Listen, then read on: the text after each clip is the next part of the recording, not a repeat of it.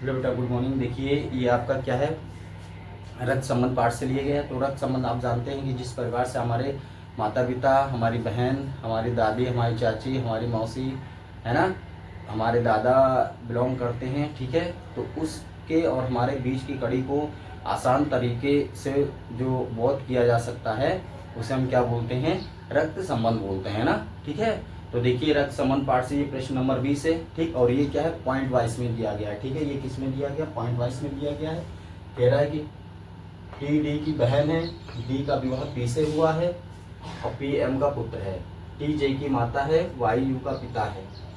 Y की केवल एक पुत्र और केवल एक पुत्री है, यू टी की पुत्री है, क्यू डी का पुत्र है। तो पी का टी से क्या संबंध है ये हमें बताना है। किस में आया बेटा, ये आपका एसबीआई में आया है, ठीक है। एसबीआई को में आया है। इसका ऑप्शन क्या है, ए भाई है, बी क्या है, ज्ञात नहीं किया जा सकता, सी आपका क्या है बेटा, साला है, डी आपका क्या है, चचेरा भाई है, डी आपका क्या हो जाएगा, उपरोक्त में से कोई नहीं, ठीक। अब देखिए हम क्या करते हैं, देखिए ये आपका क्या हो जाएगा, ये आपका हो जाएगा पॉइंट। चलो ठीक है, पॉइंट ले लो।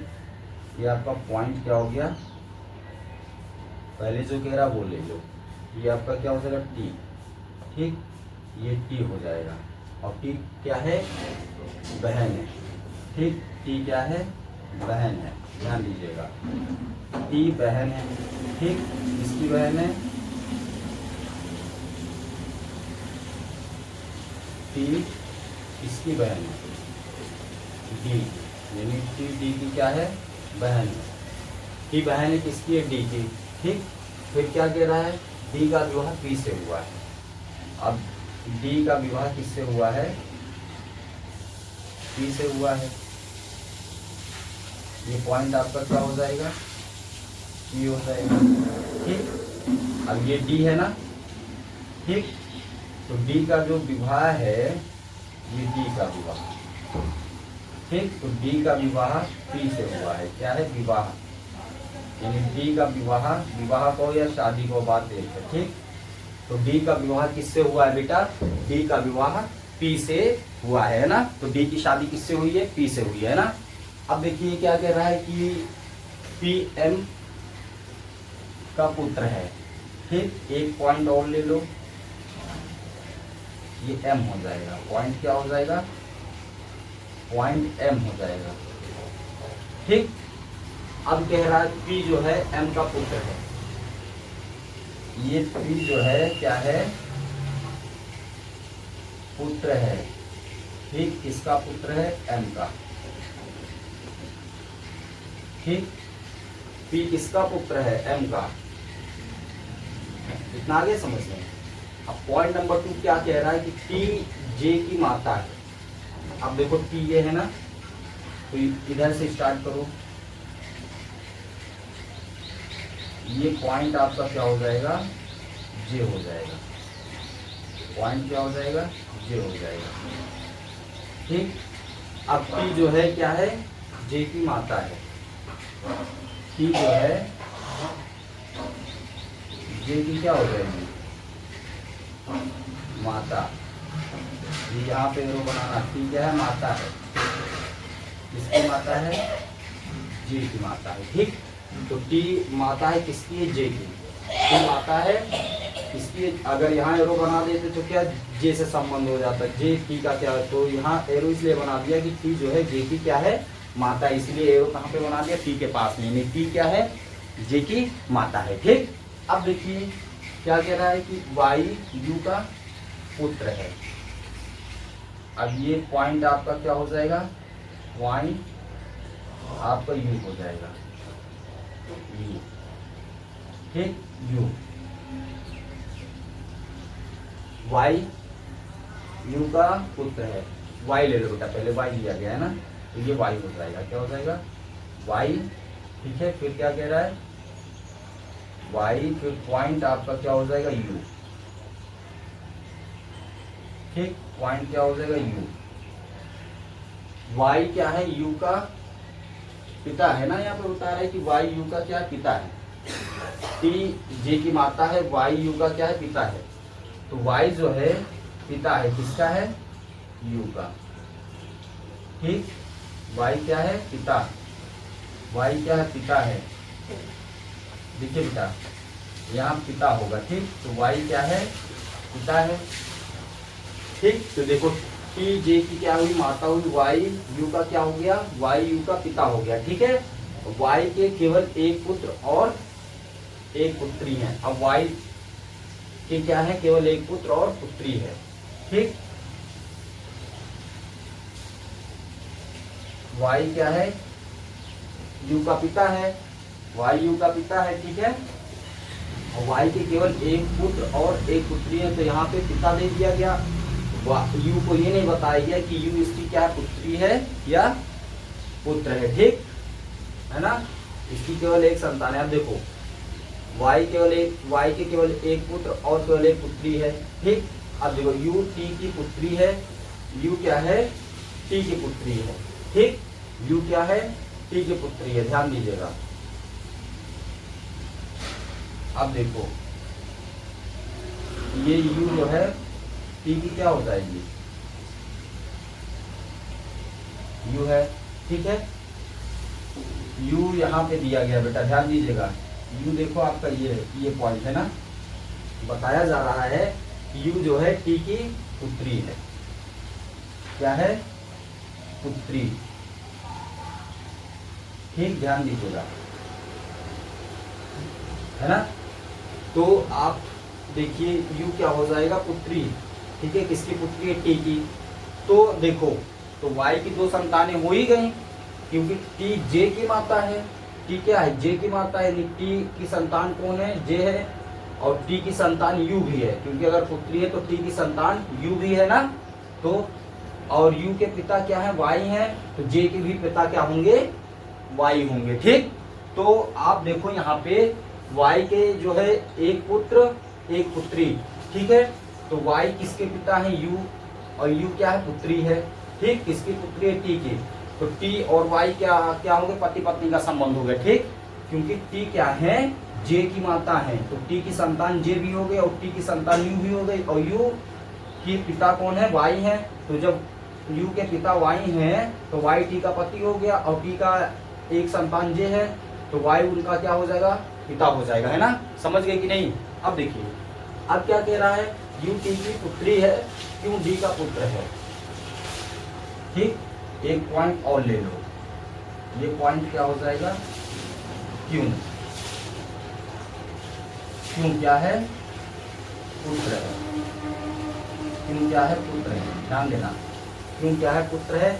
और किसका पुत्र है? डी का। तो पॉइंट डी यहाँ पे है, तो ये यहाँ पे एरो बना दीजिए, ठीक। ये यहाँ पे एरो बन जाएगा, ठीक है बेटा।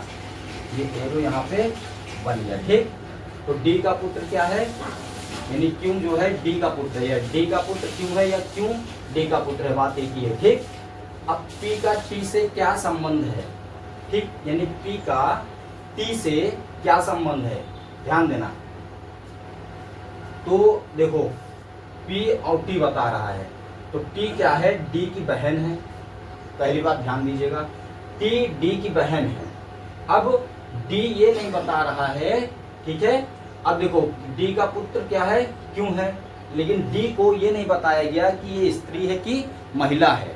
डी को ये नहीं बताया गया कि ये स्त्री है कि महिला है, ठीक। ये बताया गया है, बस यही बता दिया गया कि टी जो है डी की बहन है, ठीक। टी डी की बहन है, ठीक। अब डी का विवाह पी से हुआ है। अब हमको रिश्ता किसमें बताना है? केवल पी और टी से क्या संबंध है ये बताना है। तो देखो हम किस में रह जाएंगे?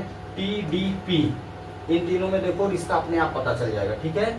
टी डी पी, तो टी डी की क्या है बेटा? बहन है। और डी का विवाह किसके साथ हुआ है? पी के साथ हुआ है, ठीक। अब पी क्या है? पुत्र है। पी को बता दिया गया कि पुत्र है। पी को बता दिया गया बेटा कि ये पुत्र है, यानी पी आदमी है। तो जाहिर से बात है अगर डी को महिला नहीं बताया गया तो डी महिला ही होगी, क्योंकि का कोनो आदमी आदमी की शादी होती है, क्यों बेटा? कभी देखे हो कि आदमी आदमी की शादी हो या पुरुष पुरुष की शादी हो, है ना। अब देखिए इस प्रश्न में गौरतलब है कि यदि पी एम का पुत्र है तो डी क्या हो जाएगी? स्त्री हो जाएगी। देखो पकड़ में आ गया कि नहीं? तो डी भी क्या है? स्त्री है, यानी टी डी की बहन है। तो एक हिसाब से डी क्या हो जाएगी, ये भी बहन हो जाएगी टी की। ठीक, ये भी स्त्री है यानी टी भी क्या है, महिला है, और डी भी महिला है, क्योंकि पी को यहाँ बताया गया पुरुष। ठीक, पी किस यानी पुत्र है उनका, तो इसका मतलब पी क्या हो जाएगा, पुरुष हो जाएगा, और डी क्या हो जाएगी, महिला हो जाएगी। ठीक, अब इतना समझ में आ गया।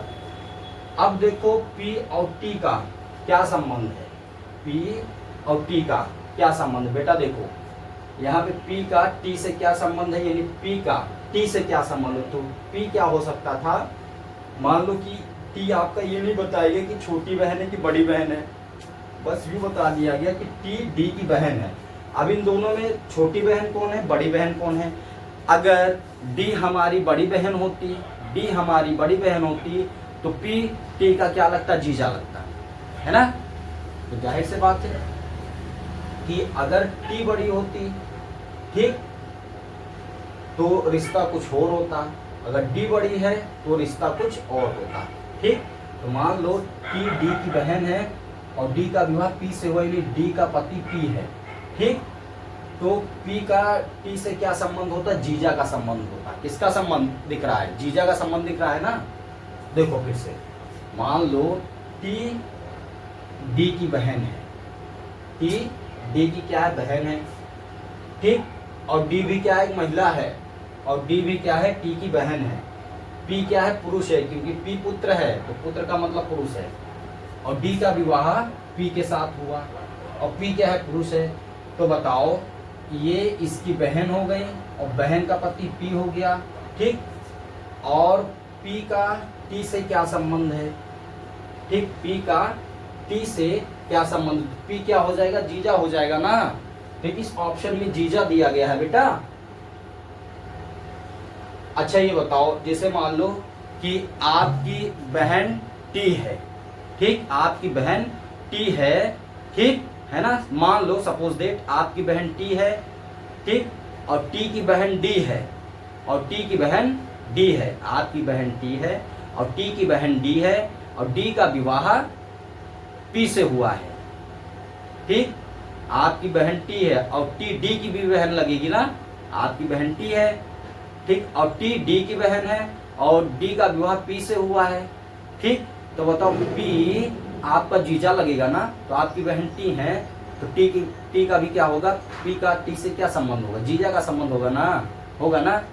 तो यहाँ पे ये बताओ पी टी का क्या लगेगा, जीजा, यानी पी का टी से क्या संबंध है हमको बताना, तो जीजा लगेगा ना। तो ऑप्शन ए में देखो क्या जीजा दिया गया, नहीं, भाई दिया गया है। बी ज्ञात नहीं किया जा सकता, काहे नहीं ज्ञात किया जा सकता, ज्ञात तो कर ही लिए है कि टी का संबंध जो है पी से क्या है, यानी टी का पी से क्या संबंध है, टी क्या हो जाएगी, साली हो जाएंगे, पी क्या हो जाएगी, इसके जीजा जी हो जाएंगे जी। तो यहाँ पे जीजा जी दिया गया है, नहीं दिया गया है। ठीक, तो ए भाई ये भी नहीं होगा, बी ज्ञात नहीं किया जा सकता, ये भी नहीं, क्योंकि हम ज्ञात कर चुके हैं, तो ये गलत हो जाएगा ऑप्शन। सी क्या है, साला, ये भी तो नहीं होगा, क्योंकि टी क्या है, महिला है। ठीक, तो अगर पी जो है टी के जीजा हैं, तो टी अगर महिला तो साली लगेगी, लेकिन यहाँ पे साला दिया गया, तो ये भी नहीं होगा। डी यानी चचेरा भाई होवे नहीं करेगा। ई उपरोक्त में से कोई नहीं। अब उपरोक्त मतलब जो option A B C D दिया गया, इनमें से कुछ मिल रहा है नहीं, तो इसका मतलब ऑप्शन नंबर ई आपका हो जाएगा। ठीक है बेटा, ऑप्शन नंबर ई हो जाएगा, है ना। तो यहाँ पे टी और पी इन दोनों के बीच का संबंध हमें बताना था। तो यानी क्या कह रहा है कि पी का टी से क्या संबंध है, यानी पी का टी से क्या संबंध है, तो पी हमारा क्या हो जाएगा, पी हमारा देखो डी का क्या है, यहाँ पे पति है, और डी टी की बहन है, और टी डी की बहन है, तो पी डायरेक्ट क्या हो जाएगा, टी का जीजा हो जाएगा। लेकिन ए बी सी डी में जीजा दिए ही नहीं गया, तो ई में क्या कह रहा है, उपरोक्त में से कोई नहीं। तो जब ए बी सी डी क्या है, इसके उपरोक्त वाले ऑप्शन है, तो इसीलिए उपरोक्त में से कोई नहीं होगा, है ना। ठीक, ओके बेटा, थैंक यू, धन्यवाद। खूब पढ़िए, मन लगा के पढ़िए ना। अपने माता पिता के संघर्षों को ध्यान में रखे, ठीक है, अपने माता पिता के जो संघर्ष इनको ध्यान में रख के कर, ठीक है बेटा। देखो भले ही क्या करो,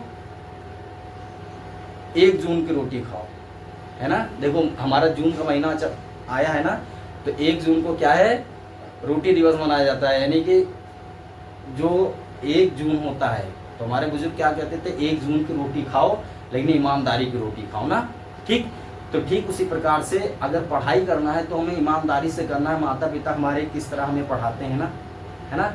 अब वो किस तरह संघर्ष करते हैं वही जानते होंगे, है ना। पसीना बहाते हैं, खाना खाते हैं, हो सकता है कि दोपहर में भी खाना खाने ना आते हों। किसके लिए? बच्चों के भविष्य के लिए। तो बेटा ध्यान दीजिए, ठीक।